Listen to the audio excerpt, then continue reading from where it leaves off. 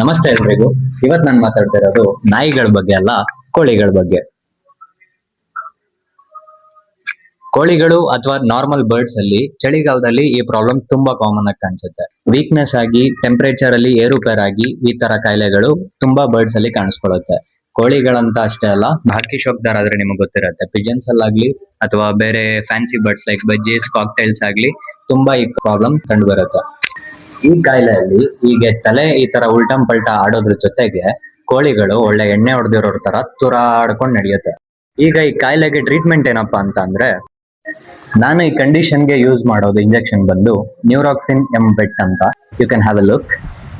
ನಾನು ಇದ್ರ ಲಿಂಕ್ ನ ಡಿಸ್ಕ್ರಿಪ್ಷನ್ ಅಲ್ಲಿ ಹಾಕಿರ್ತೀನಿ, you can check it out over there. ಏನಿಲ್ಲ, ಇದನ್ನ ಜಸ್ಟ್ 0.5 ml ನೀವು ಬೆಳಗ್ಗೆ ಸಂಜೆ ಕಂಟಿನ್ಯೂಸ್ 3 to 4 days ಕೊಡ್ತು ಅಂತ ಅಂದ್ರೆ ಏನ್ ಕಂಡೀಷನ್ ಇದೆ ನಿಮ್ಗೆ ತುಂಬಾ ಬೇಗ ವಾಸಿ ಆಗುತ್ತೆ.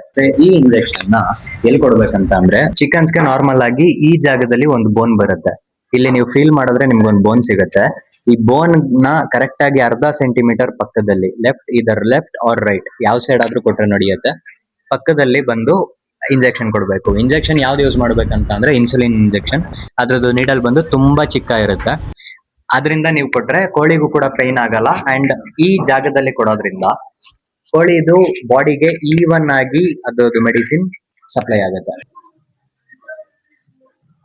ಈ ಜಾಗದಲ್ಲಿ ಇಲ್ಲಿ ಬೋನ್ ಇದೆ, ಬೋನ್ ಪಕ್ಕ ಇದು ಬೋನ್ ಇದು ಬೋನ್ ಪಕ್ಕ ಇನ್ಸರ್ಟ್ ಮಾಡಿ, ನೀಡಲ್ನ ಇನ್ಸರ್ಟ್ ಮಾಡಿ ನಿಧಾನಕ್ಕೆ ಕೊಡಿ. ಉರಿಯುತ್ತೆ ಅದು ತುಂಬಾ, ಕೋಳಿ ಕೂಡ ರಿಯಾಕ್ಟ್ ಮಾಡುತ್ತೆ. ಬಟ್ ಓಕೆ, ಕೋಳಿ ಹುಷಾರಾಗ್ಬೇಕಂದ್ರೆ ಅದು ತಡ್ಕೊಳ್ಳಬೇಕಾಗುತ್ತೆ. ಸೊ ಇವತ್ತಿಗೆ ಸ್ಟೆಪ್, ಇವತ್ತು ಡೇ 1.